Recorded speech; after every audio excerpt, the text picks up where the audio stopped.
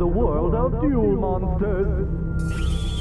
Hey, what's up YouTube Metaverse, and welcome back to the channel, and welcome to our first installment of our Banlist predictions for the year 2022 and its forbidden and limited lists that follow.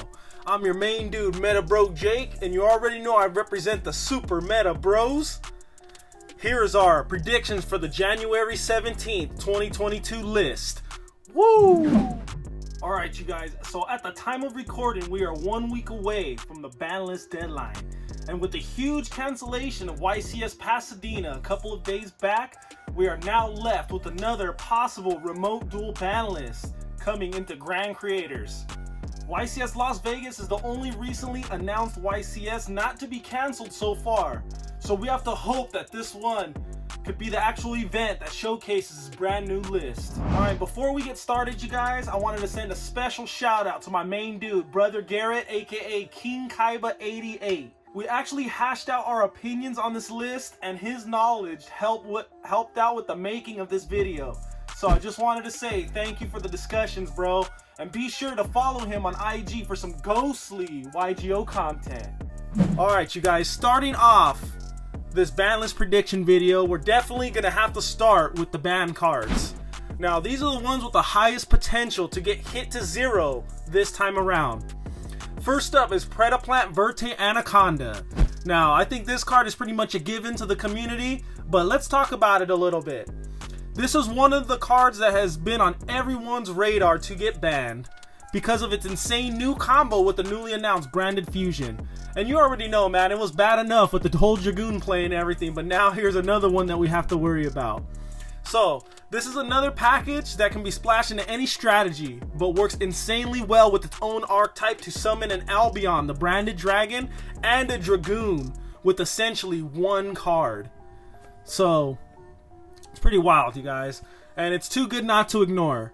So, the easiest way to fix a problem like Dragoon, DPE, and soon to be Albion is just get to the source of the problem. And that problem and that source will definitely be Predaplant Verte Anaconda. So, definitely number one choice for this ban list.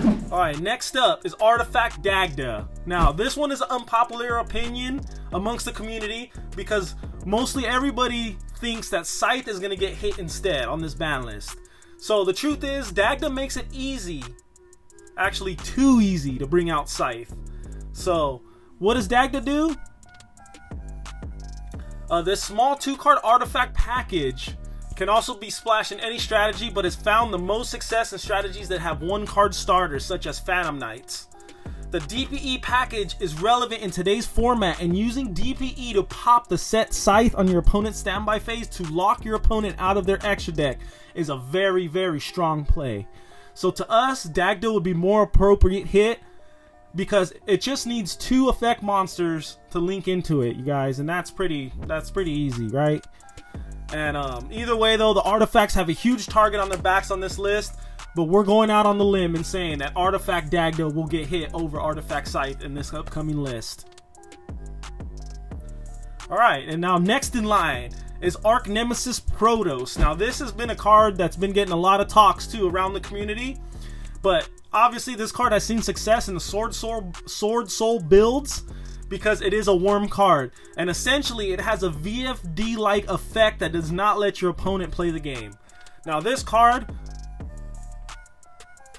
there are cards in the Sword Soul archetype that will let you add worms to the hand, so this card could be easily searched out through a lot of the Sword Soul cards. But to us, in our honest opinion, we feel like this is the closest that Konami is going to get to banning anything of the Sword Soul archetype, because the Sword Souls, to us, haven't quite proven their dominance quite yet in the meta. And it's one of those times, especially with the YCS being cancelled, to where Sword Soul now, like, all they're going to really have is Remote Duel success for the time being. So one way that they could kind of touch the archetype is by hitting this Protoss, and Protoss is pretty much ran at 1, maybe 2 in a lot of builds, so it's not too big of a hit, but it's also perfect for the timing because of how good its effect really is though. You know, not being able to let your opponent play, it's kind of like a floodgate. Pretty broken, you guys. So this card only has 1 printing from Eternity Code, and it may be a pretty bad sign indeed. It missed the Megatins, hasn't seen a reprint since, you guys. So A card that has a powerful VFD-like effect definitely has to go in this day and age. So Protoss definitely has some serious potential to get banned in this list. Now, another potential candidate for the ban list is SHADDOLL SCHISM. Now this card, it's a trap card, you guys. It's for SHADDOLLs. It's actually used in SHADDOLL Invoke Dogmatica. But this is another card that has been of a less popular opinion to the community over El SHADDOLL Winda, because a lot of people feel that it's Winda's time to get banned this time around.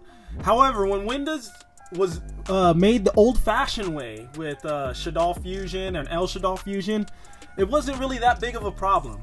So here you have a card that spams out El SHADDOLL Winda by banishing the materials from the graveyard, then non-targeting sending a monster your opponent controls to the graveyard that has the same attribute as the El SHADDOLL Fusion monster summon, in this case a dark monster for Winda. Now, being able to get over a Dragoon, then locking your opponent out of summoning multiple monsters is one of the strongest plays you can make in the game. Schism to 0 just makes sense, you guys. Alright, and now for the last ban card on our list, we chose Herald of Ultimateness. Now, this is the main negator in the Drytron strategy and can easily be made during the standard Drytron combo. So the reason why we chose this card to get banned from the Drytrons is because Herald can negate special summons, meaning that you can, with a single Eva in hand, you can negate up to 3 special summons and or card effect activations. This is crippling to any average deck in the format that doesn't have many 1-card starters. So an alternative for Ultimateness in the Drytron strategy would be Herald of Perfection, which is really good still, but Perfection can't negate special summons. This fact alone makes Ultimateness a prime target to cool off the Drytrons and their unbeatable board. Now we're going to be moving on to the limited cards on our list. Now these are cards that can be cut down to 1 or that could come off of the ban list to 1. So starting things off, we're going to be focusing on one of the most consistent engines in all the game. I could only be talking about the Invoked. Now, while we can all agree that Alistair is one of the best normal summons to ever exist, there is another card that can easily search Alistair from the deck to hand, and that's Magical Meltdown. Now, Magical Meltdown is the Invoke's field spell that lets you snag Alistair, and it protects your fusion summoning from going down, which is really great in this strategy. So this card also doubles though as a pop fodder for DPE and pitch fodder for droplets, allowing it to be sent from the field as a cost. Hitting this card would hit the consistency of Invoked, and it's about time that it does. Magical Meltdown to 1 sounds about right. Next is Tri-Brigade Revolt. Now, this is another one of those cards that makes for some great interruption or literally resets your entire board. Being that the Tri-Brigade strategy has many 1-card starters, this is another one that allows for way too much for too little. Revolt to 1 makes sense because it also searchable with Bear Brum, and to be honest, successfully resolving this card once is still pretty broken when paired with normal hand traps or other trap cards the strategy already runs. So Tri-Brigade Revolt to 1. Now we're moving on to the elephant in the room, you guys. Every stall player's favorite field spell, Mystic Mine. Now shout out to my boy Nasty Meta, aka Nick Nasty. This one's for you, buddy. Me and you've talked about this many times and for many moons already. So we're gonna go ahead and discuss this, you guys, because this is more of how I personally feel about this. Not maybe all the meta bros as a whole, because some of us are actually huge Mystic Mine fans. So, okay, starting it off. Many duelists feel like Imperial Order should get banned on this list, but we honestly feel like there has to be some sort of balance within the game. Now, having Imperial Order around stops spell cards, yes, but at a cost of 700 life points for every standby phase, so eventually you will get over the Imperial Order once your opponent has no life points to pay. So, IO is a great example because it turns off one of the game's mechanics, and it's currently limited to 1 on the Forbidden and Limited list. And just like IO, a single Mystic Mine can easily win you the game, especially if you are aware of the strategy that your opponent is playing. So as long as your opponent controls more monsters than you, Mystic Mine doesn't let your opponent attack or activate any monster effects. In a format that's becoming heavy on effects in general, Mystic Mind paired with other cards such as Solemn Judgment and Dark Bribe make it a very scary floodgate in any format, but now more than ever. So Mystic Mind to 1 seems very likely on this current or this January list. Okay. Now, another card that we see having potential on becoming limited on this list is the Phantom Knights of Torn Scales. The PK strategy has been crazy good in these past formats, and with the release of DPE, the deck has done nothing but dominate. So Torn Scales is a 1-card starter like many of the other PK cards, but unlike them, Torn Scales allows you to discard another PK card to send another or an additional PK card from deck to graveyard. So you get to dump 2 PK cards essentially off of a Torn Scales, which is really amazing. And this further extends your plays. So then it can be special summoned back from the graveyard to once again activate its effect to discard and dump on the following turn. Being able to use 1 card to make a board with at least 2 Fog Blades, a Rusty Bardiche, and a DPE that can pop the Scythe on standby with follow-up in the graveyard on the next turn make the strategy a force to be reckoned with. Torn Scales is currently limited in the OCG, and going to 1 in the TCG would definitely hit the consistency of the deck, but it would not neuter the strategy. So we honestly gotta say, Torn Scales to 1 seems really likely. Woo! Alright guys, and now rounding up the limited list, we must discuss a card that has been talked amongst the community. And it's been a really big one, you guys, for a while now. This card, Thunder Dragon Colossus, we must discuss. So, it was recently leaked that Colossus has a reprint in the upcoming Grand Creators set as a possible collector's rare. So many duelists are speculating its return with a possible errata. The leaks haven't been confirmed, and these leaks should always be taken with a grain of salt. Colossus had and has been a favorite to come off the list for quite some time, and we are firm believers that it will have its time again.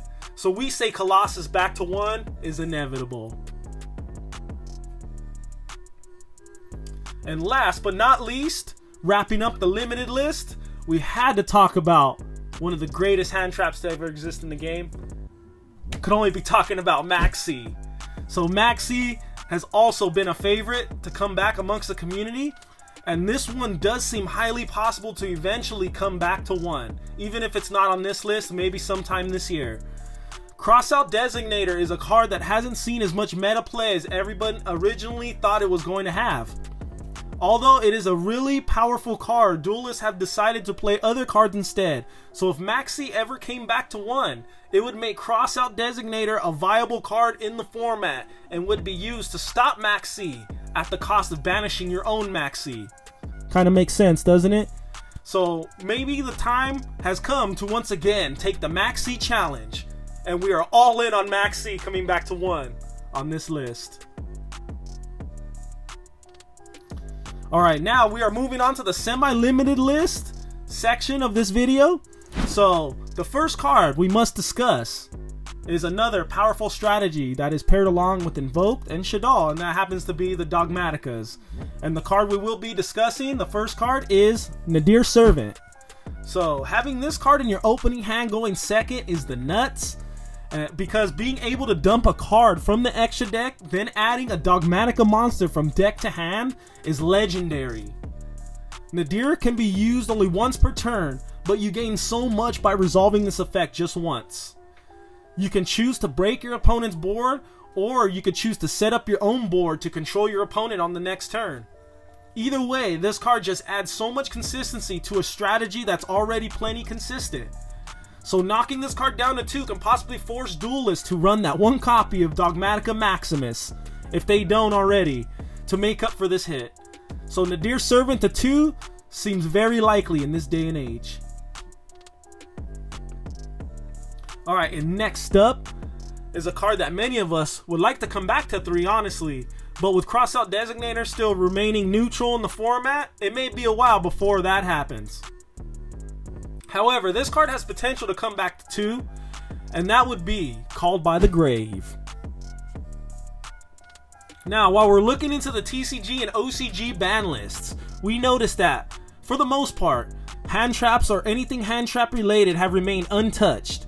We feel like it's going to remain the case out here in the TCG, so with that being said, Call by the Grave moving to 2 would be a natural thing to help stop hand traps and proceed with your plays, considering all the hand traps that are available and the ones that are yet to be discovered.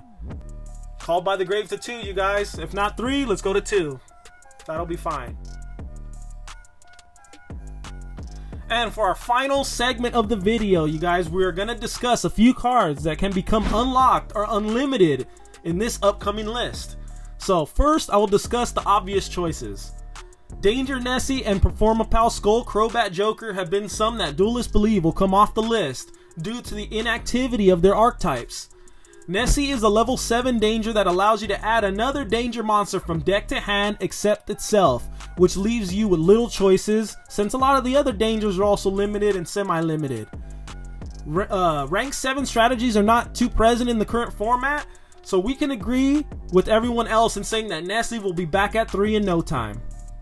Skull Crobat Joker is one on the same plane as Nessie, but with the upcoming Pendulum support already announced for future sets, Pendulums need that spark to become relevant in the new meta, and Skull Crobat going to 3 would be a heck of a decent start. It's a great normal summon with a high scale that lets you search an appropriate Pendulum monster from deck to hand. Skull Crobat Joker to 3 is what's best for business. And the last card that we would like to discuss that has potential to come off of the list completely is Red Eye's Darkness Metal Dragon. Now, I got an errata in 2020's Legendary Duelist Season 1 set, making it less powerful than what it once was. The errata now limits its own special summoning and allows it to be special summoned once per turn. The Dragon Link strategy has seen many hard hits during these last couple ban lists, but now they should be able to get something back. Darkness Metal is still a free body that can be used to link summon and further extend the plays, but its effect is restricted, and this makes this card a prime candidate for ban list dismissal. Red Eye's Darkness Metal to 3, baby. Okay, MetaFam, so this concludes our ban list predictions for the January 2022 Forbidden and Limited list. If there's anything that you feel like we missed, or maybe a card that you feel will be banned or limited, please let us know down in the comment section below, you guys. We love to hear what the community has to say, especially on a subject like the ban list.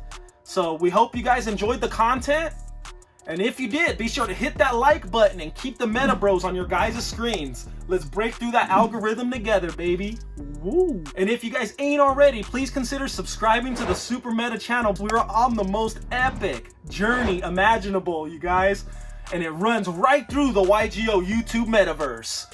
So if you are already subscribed to the channel, do not forget to beat down that notification bell like there's no tomorrow to stay current with Super Meta times and get notified every time we drop some of that fresh YGO content just for you guys.